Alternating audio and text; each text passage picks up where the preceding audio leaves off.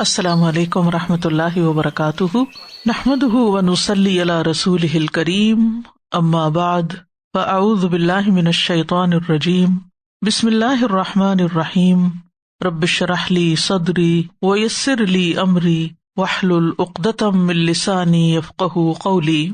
والیتامى والمساکین، اور یتیموں اور مسکینوں کے ساتھ بھی حسن سلوک کرے۔ یتیم وہ ہوتا ہے جس کا باپ فوت ہو جائے جبکہ وہ ابھی بلوغت کی عمر کو نہ پہنچا، اور مسکین وہ ہوتا ہے جو ضرورت مند ہوتا ہے۔ اس کے مقابلے میں فقیر وہ ہوتا ہے جس کے پاس کچھ بھی نہیں ہوتا۔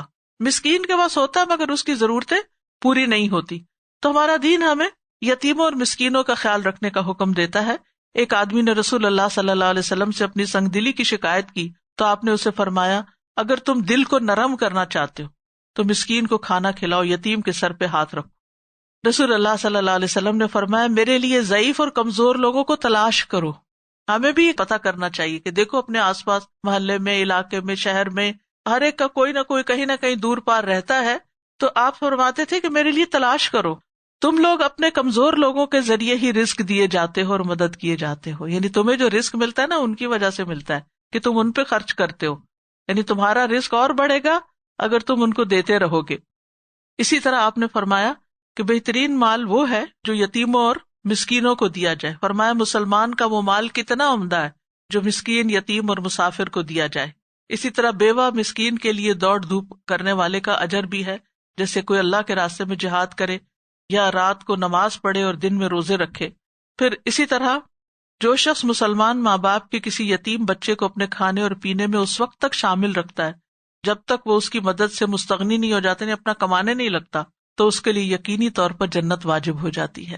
داؤد کہتے تھے، یتیم کے لیے رحم دل باپ کی طرح بن جاؤ، یہ جان لو کہ جیسا بوگے ویسا کاٹو گے، یعنی جیسا تم دوسروں کے ساتھ کرو ویسا تمہارے ساتھ کیا جائے گا۔ پھر ہے پڑوسی، والجار ذی القربى والجار الجنب والصاحب بالجنب۔ تین طرح کے پڑوسی بتائے گئے یہاں۔ جار ذی القربى وہ پڑوسی جو رشتہ دار ہے، ذی القربى یعنی قرابت دار ہے۔ والجار الجنب سے مراد غیر رشتہ دار، جنب کا مطلب جو اجنبی ہے، ٹھیک ہے، غیر رشتہ دار ہمسایہ۔ یعنی کبھی ایسا ہوتا ہے کہ بہن بھائی میں سے کسی کا گھر آپ کے قریب ہوتا ہے، اور کبھی ایسا ہوتا ہے کہ بالکل ان نون پیپل ہوتے ہیں، اجنبی۔ جار الجنب اجنبی لوگ جن سے نہ آپ کی کوئی دوستی، نہ رشتہ، نہ تعلق، نہ جان، نہ پہچان، بالکل ہی ان نون پیپل۔ اور تیسرا ہے والصاحب بالجنب، پہلو کا ساتھی۔ اس سے مراد سب سے پہلے تو بیوی آتی ہے کیونکہ وہ کمپینین ہے، وہ آدم علیہ السلام کے رب سے پیدا کی گئی، اور یہ کہا جاتا ہے کہ سر سے نہیں پیدا کی گئی اور نہ پاؤں سے پیدا کی گئی بلکہ رب سے، یعنی کہ کمپینین شپ کو سمبلائز کرتا ہے یہ۔ تو اس کے ساتھ بھی حسن سلوک کرو۔ اور پھر دوست احباب اس میں آتے ہیں، چونکہ دوست رشتہ داروں میں سے نہیں ہوتے، بعض اوقات رشتہ داروں میں بھی دوستی ہو جاتی ہے، لیکن وہ دوست جو رشتہ دار نہیں ہے ان کے ساتھ بھی احسان کرو۔ پھر اسی طرح رفیق سفر، کلاس فیلوز، کولیگز، کہیں پر بھی جاب پر آپ کٹھے کام کرتے ہیں، یعنی کسی بھی جگہ پر آپ کا کسی انسان سے کوئی واسطہ ہے، چاہے کاروبار ہے، چاہے کوئی اور لین دین ہے، یعنی کوئی بھی جو آپ کے دائرہ کار میں آتے ہیں، آپ کے سرکل میں آتے ہیں، ان سب کے ساتھ آپ اچھا سلوک کرو۔ تو پڑوسی کی عزت کرنا جو ہے یہ ایمان کی علامت ہے۔ حدیث میں آتا ہے، من کان یؤمن باللہ والیوم الآخر فلیکرم جارہ۔ احسان میں کیا ہے کہ جو شخص اللہ اور آخرت کے دن پر ایمان رکھتا ہے اسے چاہیے کہ اپنے پڑوسی کا اکرام کرے، اس کی عزت کرے، رسپیکٹ دینی چاہیے۔ یہ ایمان کی علامت ہے۔ فرمایا اپنے پڑوسی سے اچھا سلوک کرو تو مومن ہو جاؤ گے، اور پڑوسی کو ستانا نہیں چاہیے۔ نبی صلی اللہ علیہ وسلم نے فرمایا، اللہ کے نزدیک بہترین ساتھی وہ ہے جو اپنے ساتھی کے حق میں بہتر ہے، اور بہترین پڑوسی وہ ہے جو اپنے پڑوسی کے لیے بہتر ہے۔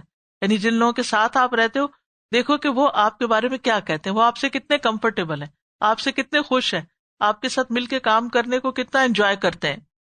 پھر اسی طرح آپ صلی اللہ علیہ وسلم نے فرمایا، حسن اخلاق، اچھی ہمسائیگی شہروں کو آباد کرتی ہے اور عمر میں اضافے کا باعث بنتی۔ شہروں سے مراد بڑی سٹیز بھی ہو سکتی ہیں، ولیجز بھی ہو سکتے ہیں، کوئی ادارہ بھی ہو سکتا ہے۔ تو کتنی سچی بات آپ نے فرمائی نا، کہ اچھی ہمسائیگی یعنی وہاں آنے والے سب اگر ایک دوسرے سے اچھا سلوک کریں گے تو اس سے کیا ہوگا، ان جگہوں کی آبادی بڑھ جائے گی۔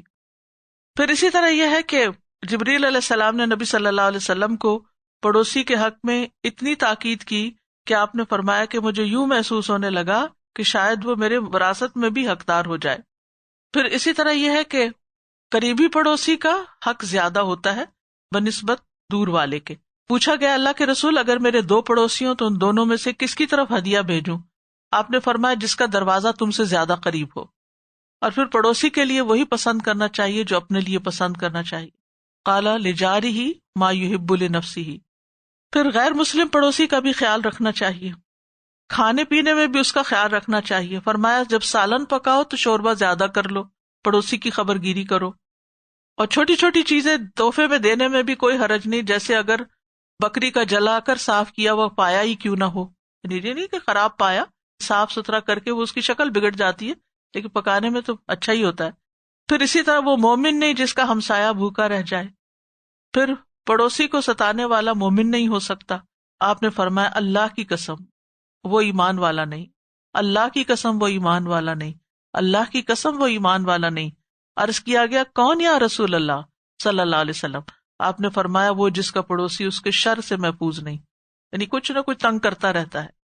کبھی گاڑی لا کے اس کی ایسی جگہ کھڑی کر دی کہ گاڑی نکالنی مشکل ہو گئی، کبھی اپنی سنو دوسرے کی طرف پھینک دی، یعنی کہ کسی نہ کسی طرح اس کو اذیت میں مبتلا رکھتا ہے۔ کبھی شور ہنگامے سے، کبھی دیواروں میں کیل ٹھوکے جا رہے ہیں، کبھی کوئی طریقہ، یا اوپر نیچے رہتے ہیں تو اوپر اتنی زور سے چلنا پھرنا کہ وہ نیچے والے کی نیند حرام ہو جائے۔ تو کوئی بھی ایسی چیز کہ جس سے پڑوسی کو تکلیف ہو وہ نہیں کرنی چاہیے۔ پڑوسی کے ساتھ زیادتی جو ہے عام زیادتی سے 10 گنا زیادہ سنگین ہے۔ کسی آدمی کے ساتھ آپ زیادتی کریں وہ بھی زیادتی ہے، لیکن اگر پڑوسی کے ساتھ کی 10 ٹائمز زیادہ ہے۔ رسول اللہ صلی اللہ علیہ وسلم نے فرمایا آدمی کا 10 عورتوں سے زنا کرنے کا جرم ہمسائے کی ایک بیوی سے بدکاری کرنے کے جرم سے کم ہے۔ یعنی ایک آدمی 10 عورتوں کے ساتھ برا کرتا ہے تو وہ کم گناہ ہے بنسبت ہمسائے کی بیوی کے ساتھ برا کرنا۔ اور فرمایا آدمی کا 10 گھروں سے چوری کرنے کا جرم ہمسائے کے گھر سے چوری کرنے کے جرم کی سنگینی سے کم ہے۔ یعنی وہ 10 گھروں سے چوری کر لے تو وہ کم ہے اگر ہمسائے کے گھر میں گھسا یا کوئی چیز اندر یا باہر سے اٹھائی، کیونکہ ہمسائے کو سب پتا ہوتا ہے کس وقت نکلے، کس وقت آئے، کس وقت گئے، ان کے پاس کیا ہے، کم ہے، زیادہ ہے۔ تو اگر وہ چوری کرتا ہے تو وہ بدترین چوری ہے۔ اسی طرح صوبان کہا کرتے تھے جو کوئی اپنے ہمسائے پہ ظلم کرتا ہے حتیٰ کہ ہمسایہ گھر چھوڑ کر چلا جائے تو ایسا شخص ہلاک ہو جاتا ہے۔ یعنی اس شخص کی خیر نہیں پھر جو اتنا تنگ کر دے اپنے پڑوسی کو کہ پڑوسی وہاں سے اپنا مکان ہی بدل لے۔ جو شخص کسی نیک کام میں سفر کرنے کا ارادہ کرے، جیسے آپ کو پتہ چلتا ہے کہ آپ کی کوئی دوست احباب جو ہیں وہ حج عمرے پہ مثلاً جا رہے ہیں، انہوں نے اپنا سب کچھ کر لیا لیکن آپ اپنی طرف سے ان کو کچھ دیتے ہیں، یا پھر اسی طرح اگر کوئی کسی نیکی کے کام میں، کوئی خیر کے کام میں جا رہا ہے تو آپ کہتے ہیں یہ میرا بھی حصہ ڈال دو۔ مثلا آپ دیکھیں کہ بچے قرآن پاک تقسیم کرتے رہتے ہیں یا اور اسی طرح کے دعویٰ کے کام کے لیے نکلتے ہیں، تو جو لوگ ایسے کاموں پہ جا رہے ہوں ان کو سپورٹ کرنا اور ان کی مدد کرنا، کیونکہ وہ ابن السبیل یعنی مسافر ہے نا، تو سفر کرنے والا ایک تو ذاتی مقصد کے لیے سفر کرتا ہے، ایک فی سبیل اللہ سفر کرتا ہے۔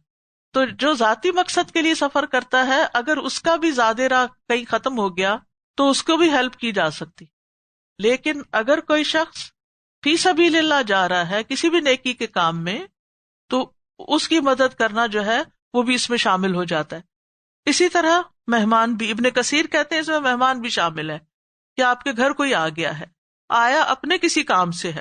یہاں پر آپ دیکھیں کتنے امیگرینٹس آتے ہیں اور انہیں آ کے پہلے کچھ دن رشتہ داروں کے گھر رہنا پڑتا ہے، تو انسان تنگ نہ ہو کہ مجھے انہیں کھلانا پڑ رہا ہے یا گاڑی پہ ان کو کسی کام پہ لے جانا پڑ رہا ہے، تو ان لوگوں کی مدد کرنا یہ بھی وابن السبیل پہ خرچ کرنے کے ضمن میں آ جائے گا۔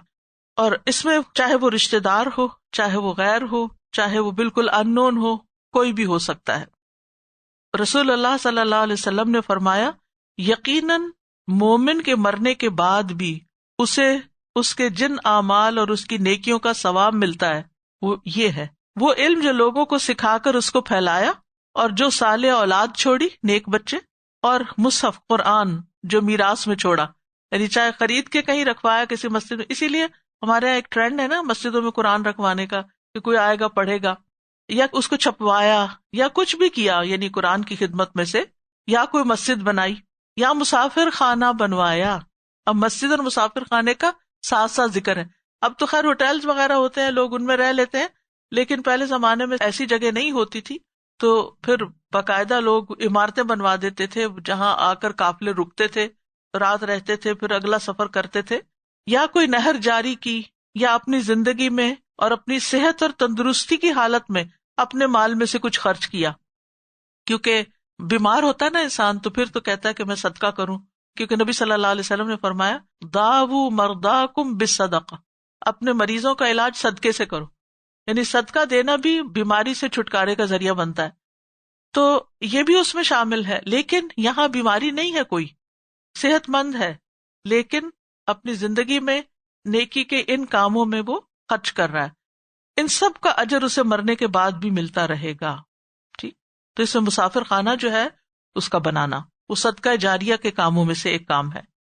پھر نبی صلی اللہ علیہ وسلم نے اپنا مال مسافروں کے لیے وقف بھی کیا، صدقہ بھی کیا. عمرو بن حارث کہتے ہیں کہ رسول اللہ صلی اللہ علیہ وسلم نے نہ دینار چھوڑے، نہ درہم، نہ کوئی لونڈی، نہ غلام، صرف ایک سفید خچر تھا جس پر آپ سواری کیا کرتے تھے. اس کے علاوہ ہتھیار اور زمین چھوڑی تھی جسے آپ نے مسافروں کے لیے صدقہ کر دیا تھا. اپنی زمین جو تھی وہ مسافروں کے لیے صدقہ کر دی تھی. سبحان اللہ، کیا مثال ہے. اب بھی آپ دیکھیں دنیا میں بہت سے ایسے علاقے، ہم یہاں کی سہولتوں کو نہ دیکھیں، ایسے جگہوں کو دیکھیں کہ جہاں لوگ واقعی تکلیف میں مبتلا ہو جاتے ہیں. بعض جگہوں پر ٹوائلٹس نہیں ہوتے، لوگ سفر کر رہے، خصوصاً پاکستان میں، یعنی بعض دیہات اور علاقے ایسے ہیں کہ جہاں ایسی سہولت نہیں ہوتی، اور لوگوں کی ینگ بچیاں ہوتی ہیں، ان کو گھروں سے باہر جانا پڑتا ہے. تو کنواں تو سب اس لیے کھدوا دیتے ہیں کہ وہ ایک نیکی کا صدقہ جاریہ کا کام ہے، لیکن لوگوں کی ایسی ضروریات پوری کرنا کہ جس سے ان کی عزت بچے اور ان کے مسائل حل ہوں، یہ بھی کرنے کے کاموں میں سے ایک کام ہے. اسی طرح جانوروں کے پانی پینے کے لیے جگہ تیار کروانا. پھر مسافر سے پانی روکنا جو ہے وہ بہت بڑے گناہوں میں سے ہے. نبی صلی اللہ علیہ وسلم نے فرمایا 3 طرح کے لوگ ایسے ہیں جن سے اللہ تعالیٰ قیامت کے دن کلام نہیں کرے گا، نہ ان کی طرف دیکھے گا. ان میں سے ایک وہ شخص جس کے پاس جنگل میں ضرورت سے زیادہ پانی تھا، پھر وہ مسافروں کو اس سے روکتا تھا، یعنی رہتا تھا کسی ایسی جگہ، پانی تھا لیکن کوئی آنے جانے والا کو پینے نہیں دیتا تھا، لینے نہیں دیتا تھا. ایک اور روایت میں ہے اللہ اس سے فرمائے گا آج میں تجھ سے اپنا فضل روک لوں گا، جس طرح تو نے اس فضل کو روک رکھا تھا جس کو تیرے ہاتھوں نے نہیں بنایا تھا، یعنی تو نے پانی روک دیا تھا. پھر فرمایا وما ملکت ایمانکم، اور جو تمہارے لونڈی غلام ہیں. اس میں پرانے زمانے میں تو زر خرید غلام ہوتے تھے، لیکن سیکنڈری طور پر تفسیر احسن البیان میں آتا ہے کہ اس میں گھر، دکان، کارخانوں، ملوں کے ملازم بھی آتے ہیں، نوکر چاکر بھی آتے ہیں. تو غلاموں کے ساتھ جو حسن سلوک کی تاکید کی گئی، تو وہ جو تمہارے ماتحت ہوں، جو تمہاری خدمت کرتے ہیں، تمہارے کام کرتے ہیں، ان کے ساتھ بھی حسن سلوک کرو. رسول اللہ صلی اللہ علیہ وسلم نے فرمایا اللہ نے تمہارے بھائیوں کو جوانی کی حالت میں تمہارا ماتحت بنایا. جس کا مسلمان بھائی اس کے ماتحت ہو، اس کے انڈر کام کر رہا ہو، اس کا امپلائی ہو، اسے چاہیے کہ اس کو اپنے کھانے میں سے کھانا، اپنے لباس میں سے لباس دے، اور اسے ایسی تکلیف نہ دے جو اس پر غالب ہو جائے، یعنی اتنا کام نہ اس سے لے کہ وہ بیچارہ کرنے سے جائے. اگر ایسی تکلیف دے تو اس کی مدد بھی کرے. بعض اوقات کام زیادہ ہو جاتا ہے، تو ایسی صورت میں دیکھ لینا چاہیے کہ اس کو کس طرح ہلکا کیا جائے. اس کا یہ مطلب نہیں کہ جو صرف جھاڑو پوچھا کر رہے ہو تو ان کی مدد کی جائے، اس سے مراد چاہے کوئی آفس میں ہی کام کر رہا ہو. ابھی صاحب بلجم کی بھی بات ہوئی. بعض اوقات جو ہمارے ساتھ ہمارے کولیگز، ہمارے ساتھی، ہمارے مددگار، اگر ان کے اوپر ہم دیکھ رہے ہیں کہ کام کا لوڈ زیادہ ہو گیا ہے، تو خود خیال کر کے ان کے کام کو بانٹنا چاہیے، کسی اور کو ان کا مددگار بنانا چاہیے. بعضوں کا تو کہتے ہیں ہمیں کوئی ہیلپر چاہیے، اور ہم ایک نہیں سنتے کہ ایسی ہی باتیں کرتے ہیں، ان کو ہیلپر کیا چاہیے، خود ہی کام کر لیں. نہیں، جہاں بھی کسی کو مدد کی ضرورت ہو انسان اس کے لیے کوشش کرے. اگر اللہ نے آپ کو کسی اتھارٹی کی جگہ پہ رکھا ہے، دوسرے لوگوں پر ظلم اور زیادتی نہیں کرنی چاہیے، مار پٹائی نہیں کرنی چاہیے. جیسے لوگوں کے ہاں عام طور پر رواج ہے، چھوٹے چھوٹے بچوں کو رکھ لیتے ہیں ملازم اور پھر ان کے ساتھ وہ ظالمانہ سلوک کرتے ہیں. میری اپنی آنکھوں نے دیکھا کسی کے گھر میں کہ وہ چھوٹی سی بچی ان کے گھر میں اس سے کام لیتی، بالکل چھوٹی سی بچی، اور پھر پتہ نہیں اس سے کیا غلطی ہوئی، تو میں نے دیکھا کہ وہ عورت اس کو اتنا پیٹ رہی ہے. یعنی ساری فرسٹریشن، ہر ایک کام غصے کی وہ ساری اس کے اوپر نکل رہی. تو اس طرح بھی بعض لوگ جو ہے وہ نہ یہ دیکھتے ہیں کہ گھر میں کون آیا ہے، کیا ہو رہا ہے، بس غصہ آیا تو نکالنا شروع کر دیا. ان سے غلطیاں ہوتی ہیں. اگر وہ اتنے ذہین ہوتے، عقل مند ہوتے، اسمارٹ ہوتے تو وہ آپ کے ماتحت کام نہ کرتے، وہ کہیں اور ہوتے. تو اس کا مطلب یہ ہے کہ ان کے اندر کوئی کمی کمزوری ہے، جسمانی یا ذہنی یا تعلیمی یا کوئی بھی کمی کمزوری، جس کی وجہ سے وہ آپ کے ماتحت ہو گئے. اللہ نے ان کو ایسے مقام پہ رکھا. تو اگر ان سے پھر غلطی ہو، یعنی ان کو اپنے لیول پہ مت دیکھے کہ مجھے یہ بات جلدی سمجھ آ گئی تو اس کو کیوں نہیں آئی، اس کو بھی آ جانی چاہیے تھی. نہیں، اس کو نہیں جلدی آئی، پھر سمجھائیں، پھر بھی غلطی کرے تو پھر کتنا معاف کریں. ایک آدمی نبی صلی اللہ علیہ وسلم کے پاس آئے، کہنے لگا ہم خادم سے کتنا درگزر کریں. آپ خاموش رہے. اسے پھر وہی بات کیا، پھر خاموش رہے. تیسری دفعہ پھر اس نے سوال کیا تو آپ نے فرمایا ہر روز 70 بار اپنے غلام کو معاف کرو. 70 بار. اگر غلام کو 70 بار معاف کرنا ہے تو شوہر کو کتنی دفعہ معاف کرنا چاہیے؟ بہن بھائیوں کو کتنی دفعہ معاف کرنا چاہیے؟ اپنے بچوں کو کتنی دفعہ معاف کرنا چاہیے؟ یعنی سبھی سے درگزر کے بغیر زندگی کی گاڑی نہیں چل سکتی. آپ کو دنیا میں فرشتے نہیں مل سکتے. جس انسان سے بھی آپ کا تعلق ہوگا، اس کے نیچر کے فرق کی وجہ سے کچھ نہ کچھ اختلاف سامنے آئے گا، ناپسندیدگی سامنے آئے گی. تو پھر ایسی صورت میں اس کا اظہار نہیں کرنا چاہیے، آنکھیں بند کر لینی چاہیے، درگزر کرنا چاہیے، اگنور کرنا چاہیے. اس سے کہتے ہیں تجاہل عارفانہ. پتہ بھی ہے غلطی کی ہے کسی نے، وہ مینشن ہی نہ کرے، ذکر ہی نہ کرے، انجان بن جائے، ہمیں نہیں پتا کہ کی ہے کہ نہیں کی. کیونکہ اگر آپ اسے کہیں کہ تم نے یہ کیا، تم نے وہ کیا، تم نے یہ بھی کیا تھا، اچھا نتیجہ کیا نکلے گا؟ جب آپ کسی کو اتنا ذلیل کر دیتے ہیں، یا جب آپ کسی کو اتنا احساس دلا دیتے ہیں کہ یو آر نتھنگ، کسی کو بھی، کسی بھی ریلیشن شپ میں جب آپ کسی کو یہ بار بار جتاتے ہیں، آپ اس سے کس چیز کی توقع رکھتے ہیں کہ وہ آپ کو کتنی عزت دے گا، آپ سے کتنی محبت کرے گا، آپ کا کتنا خیال رکھے گا، آپ کے لیے کتنی کیئر کرے گا؟ چاہے آپ کی اولاد ہو، چاہے آپ کا شوہر ہو، چاہے کوئی بھی ہو. اگر غصہ آ ہی گیا نا، خاموشی اختیار کر لے، منہ سے نہ بولیں. کیونکہ منہ سے نکلے ہوئے لفظ جو ہے نا، وہ بعض اوقات جو آپ نے کسی کو کوئی ایسا احساس دلایا تھا نا، یقین کریں ساری زندگی نہیں بھولتا. اس کے بعد آپ 100 نیکیاں بھی اس بندے سے کرتے ہیں نا، تو اس کو وہ نہیں بھولتا. اچھا یہ وہی ہے. یعنی کتنا بھلا ہے. ایک چپ اور 100 سکھ والی بات ہے. ایک دفعہ خاموشی اختیار کر لیں اور تھوڑی دیر کے بعد آپ کا غصہ، آپ کی جلن وہ بھی ختم ہو جائے گی اور معاملہ رفع دفع ہو جائے گا. کیونکہ آپ اس کی ضرورت ہے، وہ آپ کی ضرورت ہے. آپ اکیلے نہیں رہ سکتے. یہ بہت تکلیف دہ عمل ہے. تو جب ہماری ضرورت ہے، لوگ وہ ہمیں دے بھی رہے ہیں، وہ ہماری خدمت بھی کر رہے ہیں، ہماری مدد بھی کر رہے ہیں، اور تکلیف بھی اگر آ گئی ان سے، سو واٹ، کوئی بات نہیں. تو درگزر بہت ضروری ہے. اور خاص طور پر خادموں کی بات اس لیے کہ برابر والوں پہ بھی زور کم ہی چلتا ہے نا ہمارا، اور اپنے سے بڑوں پہ بھی کم چلتا ہے. زور چلتا ہے تو اپنے نیچے والوں پہ چلتا ہے، یا بچے یا پھر خادم. تو ان کے ساتھ زیادہ احسان کی پھر ضرورت ہے. ان اللہ لا يحب من کان مختالا فخورا. بے شک اللہ نہیں محبت رکھتا اس سے جو مختال اور فخور ہو، خود پسند، شیخی ہو رہا. مختال ہوتا ہے عمل میں اور فخور ہوتا ہے زبان سے. یعنی جو شخص خود پسند ہو، اپنی بہت تعریف کرے، یعنی ایسے کام کرے کہ جس سے تکبر ظاہر ہوتا ہو، اپنے آپ کو بڑی چیز سمجھے، اور پھر اپنی بہت تعریفیں کرے، اور وہ ہر وقت یہی چاہے کہ لوگ اس کو اپریشیٹ ہی کرتے رہیں، تو اللہ کی نگاہ میں دیکھیے اس کا کیا مقام ہے. اللہ تعالیٰ کو ایسا شخص پسند نہیں. اب یہاں پر آپ دیکھیے سارے ریلیشن شپس کی بات ہوئی، حقوق کی بات ہوئی، تو پھر اس کے اینڈ میں فرمایا کہ جو شخص خود پسند ہو، شیخی خورا ہو، اللہ کو پسند نہیں. کیونکہ ایسے ہی لوگ دوسروں کے حق مارتے ہیں، ایسے ہی لوگ دوسروں کو تنگ کرتے ہیں، جن کے اندر تکبر ہوتا ہے، جو اپنے آپ کو بڑی چیز سمجھتے ہیں، جو اپنے آپ کو بڑا عقل مند سمجھتے ہیں، بہت ذہین سمجھتے ہیں، دوسروں کو بے وقوف سمجھتے ہیں. ان کو کچھ پتا نہیں. ہر ایک کی خامیاں ان کو نظر آتی ہیں، اپنی کوئی خامی نظر نہیں آتی، اپنی تعریفیں. یہ ایٹیٹیوڈ جو ہے یہ انسان کو اللہ کی نگاہ میں گرا دیتا ہے. انسان کو دوسروں میں ہمیشہ خوبیاں تلاش کرتے رہنا چاہیے. اس کے اندر یہ خیر، اس کے اندر یہ، اس کے اندر یہ. انسان دیکھے دوسرے کو تو اس کی خیر یاد آئے. اپنے آپ کا جائزہ اندر سے خود لیا کرے کہ جب آپ کسی کو بھی دیکھتے ہیں تو آپ کو اس کی خیر یاد آتی ہے، شر یاد آتا ہے. اگر کوئی بری بات یاد بھی ہے تو اس کو ہٹائیں اور اس کی خیر یاد کریں. آپ یقین کریں کہ آپ دنیا کے سب سے خوش انسان ہو جائیں گے، مطمئن ہو جائیں گے، کیونکہ آپ ہر ایک کے اندر خیر ڈھونڈ رہے ہیں اور اپنے اندر کی غلطیاں تلاش کرتے رہیں.